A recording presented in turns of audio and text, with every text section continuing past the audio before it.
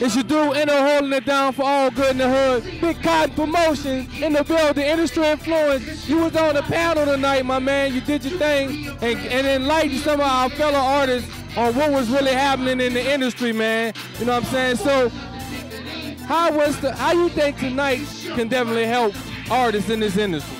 Well, I think that the panel that they had tonight with all those other gave them a lot of knowledge on what they needed to do as far as putting themselves out there and just knowing the business at all. A lot of artists don't know the business. That's why, you got a lot of talent. New Orleans has the talent. The South in general, but a lot of artists don't know the business. So that's why the panel tonight was very carefully selected. And I guess they felt like, bringing in the top people like myself to give them the business.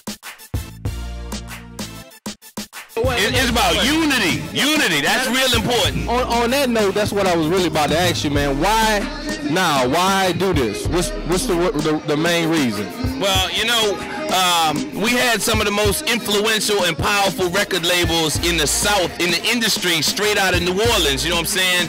And now it's time for the new generation of artists to get their place, you know what I'm saying? So if they're gonna go to war in this industry, they need to be equipped with the information and knowledge that they need to have to get in this industry, because the entertainment industry is real cutthroat, you know what I'm saying? It eats its young every day. So I wanna make sure that what we do is prepare artists to go off into that world. And if it's really for them, because it ain't for everybody, you know what I'm saying? So if we can equip them with the knowledge and know-how, plus all the talent that we have right here in New Orleans and Louisiana, it's a movement. That's the big thing. It's a movement. So we trying to make sure we do our part and get them on. I have a vast amount of knowledge over the years and a lot of connects, and I have to pass that on to some of the new cats so they can succeed at what they're doing. So we do the Industry Influence right here at the hangar, 1511 South Rendon Street, right off of Washington and Earhart, in the heart of Central City in New Orleans, you know what I'm saying?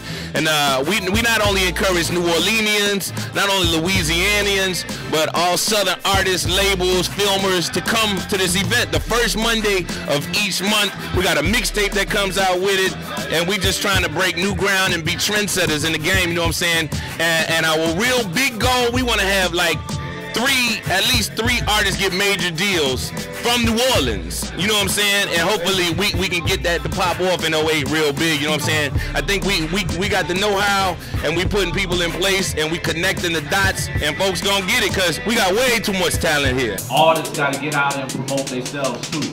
A label or your partner, whoever putting up the money, if he don't see that you have the grind for yourself and you're not trying to promote yourself, why should he put up $40 grand? Why should he do anything to help you if you're not trying to help yourself? If you're not trying to get in the street and you're not trying out there, show everybody who your face is. He can't be the only one. He can spend that 40 grand with him, but if nobody knows who that song for, 9 out of 10, they're not gonna get it. Just like Leo was saying with the MySpace. People wasn't getting it because they didn't see the artist. Song was hot. Me and Fiend personally sent that song to Atlantic Records. They said the song was hot. What happened after that, we don't know. For the simple fact that maybe they did the research too and couldn't find out who he was. You know what I'm saying? So definitely the artist got to get out there, show your face, man.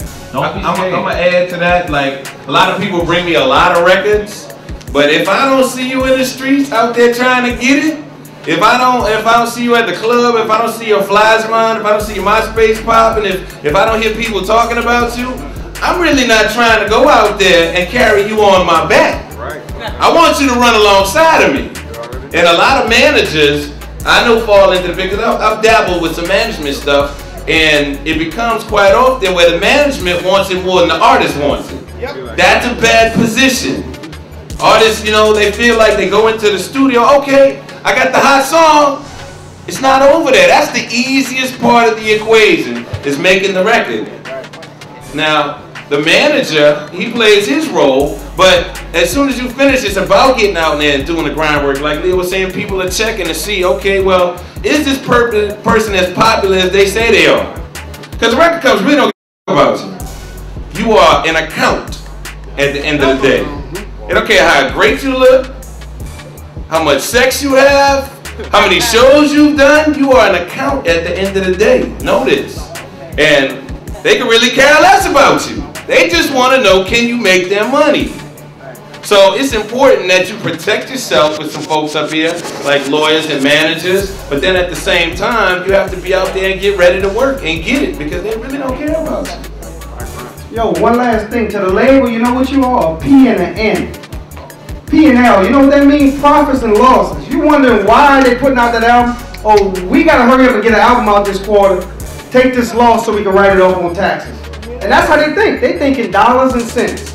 And I mean, for me, I was like, yo, we're putting this album out. We just got the record a month ago. Yeah, we're going, in 2 months, it's got to be out. I never knew. I went to somebody that says it's called P&L. He's a P&L, a profit and a loss. We need a loss this quarter, so we can write that off and keep it moving. And that's what you become. In your career, starting out or getting placed, should you register with ASCAP and BMI? Oh yeah, I didn't hear you. Say that again? My bad. I said, when should you register with ASCAP and BMI as a producer? You could be registered before you even put a record out. You know what I'm saying? But it's a difference as a writer. You can't get a publishing company before you be a writer, because you need music to publish. You could be a writer first by even just featuring on somebody's record. You know what I'm saying? So there's a step before, you know what I'm saying? You just can't jump in it unless you just buy the rights to so much of shit and won't get it published. But before you gonna even have a publishing company, you gotta have some kind of credentials first. You gotta be a writer, you know what I'm saying? Before, unless you have your own record you're about to put out, you get it all registered, you know what I'm saying, and you get your own thing going. But as far as what you just said, you can't be a publishing company before you be a writer. You know, you gotta at least have some music to publish. And you can get that start by even being a feature on somebody's record. I got records. I got records I'm producing. You know, should I go out and get them? Should I go ahead and get them taken care of now? Should I go ahead and get them taken care of now, or what? You shouldn't. This should be done already. You know. Don't wait. You know what I'm saying? Don't wait to go get a plane ticket for a 6 o'clock fight when it's 6:15. You know what I'm saying? That's supposed to be done before. You know, that's just like how you gonna go get a record deal when you don't have a company. Opportunity comes and knocks. As far as soon as you do a track, everybody has access to the internet. If you don't, I'm quite sure you can go to the library. If you write a lyric, write a verse, write a song, write a chorus, write a bridge, or you produce some music which in publishing, that's considered writers too. As soon as you do that one record, if you are published with ASCAP, BMI, CSAC, whoever you publish with, as soon as you do it, you mixing it, ooh, that bitch hot, you know what I'm saying? Send it off, you know what I'm saying? Just go on the internet, title it, whatever you're gonna title it right now, right? Publish it. I do that on every record, you know what I'm saying? I had the pleasure of working at a major record label. Walter Butler said a name to me. One day I'm sitting at my desk, I get a phone call from a guy, he's like, yo, I'm such and such, I'm on the 6th floor, I'm coming up to see you. Never seen a guy named nowhere. He sits in the fucking room, closed in, doors locked. Big bulk doors. It's called a research department.